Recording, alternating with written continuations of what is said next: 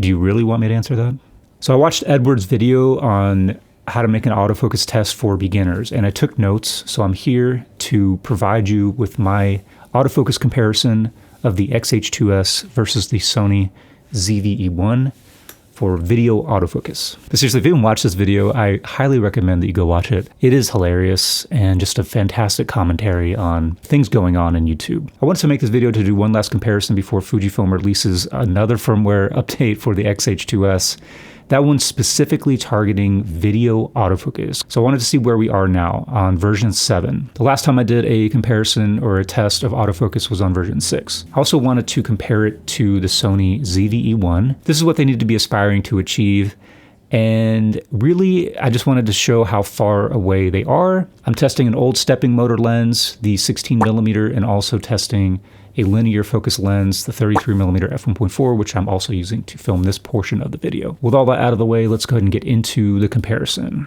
On the X-H2S, I did 6 different iterations of this one setup, and for the Sony ZV-E1, I only did 2. Sony just did not need to try very many times to get it. So I'm not sure how I'm going to go through all these. It doesn't really matter what I did. The results were always a little bit spotty. So for this first one, AF mode multi, tracking sensitivity is set to 4, which is locked on, and AF speed is set to +1, and I is set to auto. And this is at f1.4.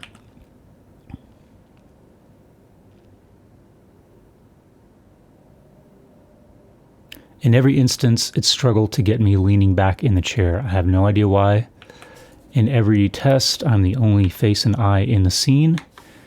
And you can see in every test, the eye box stays on my eye, but just, it does not stick to me. Which is why it's nonsense to say, to show the eye box as if that actually equates to focus. You can see the eye box drifting away, and it briefly, finally, it widened out to get my head, but you can also see that it's focused on the back of the chair at this point. All right, next one. And this is pretty much just repeating. Nothing that I do really makes a big difference. So this time I changed the AF speed to 3, and everything else was the same. So leaning back, struggled to get me. It snaps in all of a sudden.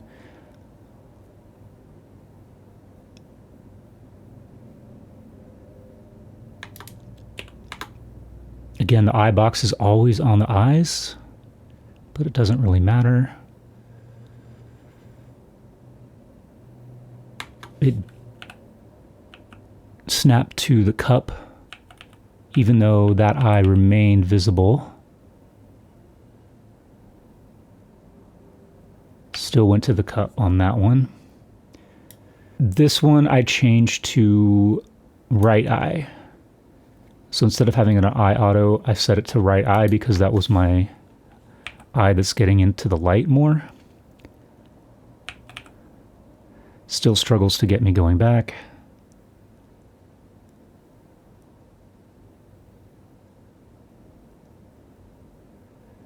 But it does do a better job of keeping on my eye, except for when I block it. So I realized that I blocked it, and I switched hands and did it again. And that time it stuck to my eye. So good job. And for this last one, I took eye detect off, so I'm just doing face tracking. So I'm going to show you the box.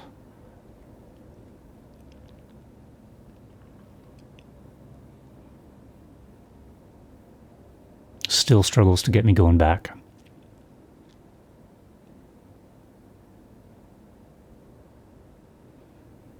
And this time it's just going to widen out and grab the cup.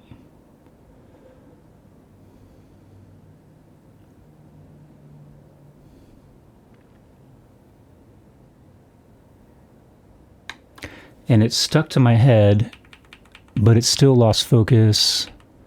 I want to say right there. It went to the chair, even though the box was around my head, but momentarily lost me and went to the chair. So let's check out the ZV-E1. Right left eye select is on auto.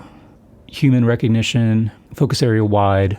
Subject sensitivity is locked on. AF transition speed is set to 4. For the Sony, I was using the 20mm f1.8 set to 1.8. That's the closest lens I have to the 16-1.4 on the X-H2S. And in terms of depth of field, 1.4 on APS-C, 1.8 on a full frame, pretty equivalent.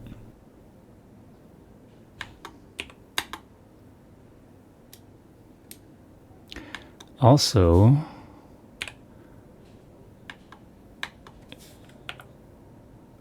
Sony briefly widened out right there to account for me turning around. It's hard to tell what it's focused on. I think it's still got me though.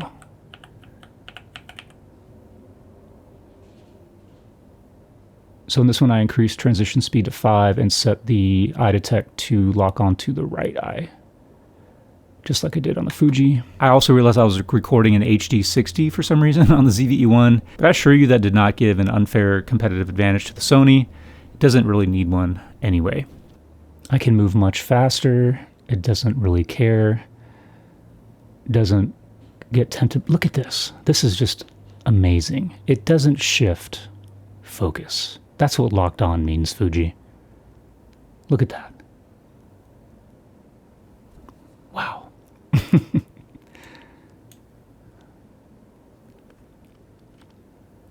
I do think it definitely focused on the chair and not my head.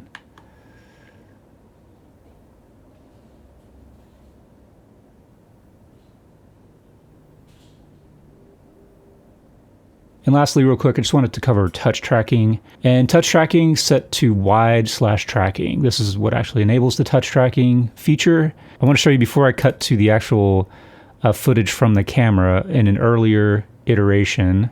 Okay, so starting there, I'm tapping from this microphone to the Dune popcorn bucket and those books in the background. So just tapping back and forth. Got it that time. And got it that time.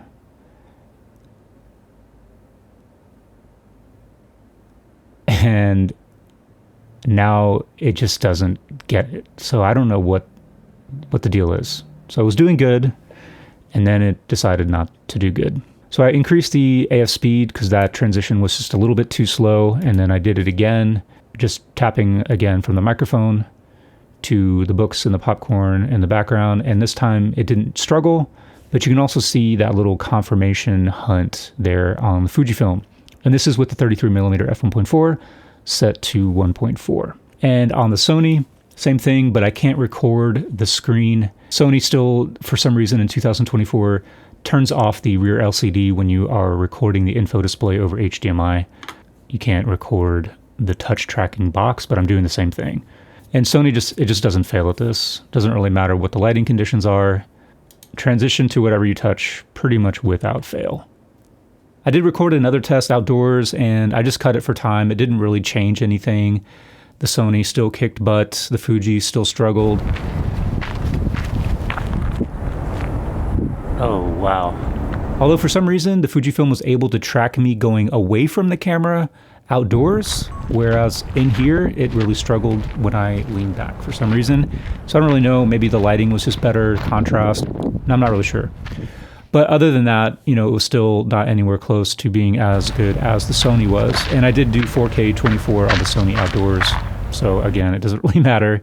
That was not an unfair advantage in any way for the Sony. And one of the big things for Fujifilm is the consistency. It doesn't seem like there's sort of like a repeatability or just any way to understand. Sometimes it's able to get things that you don't expect it to get, and then other times it fails like you would expect it to.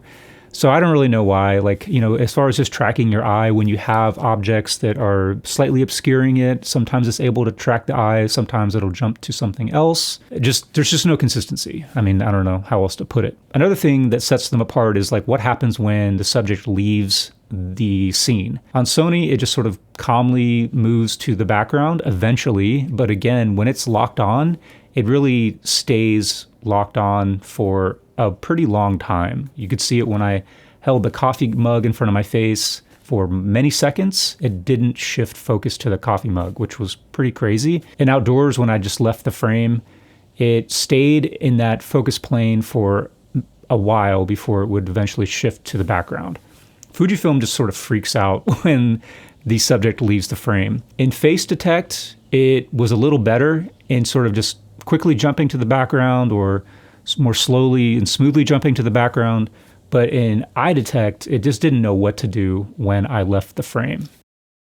So here we are, version 7 of the X-H2S. I do hope that they're able to make some significant progress on the next firmware, although I remain very skeptical.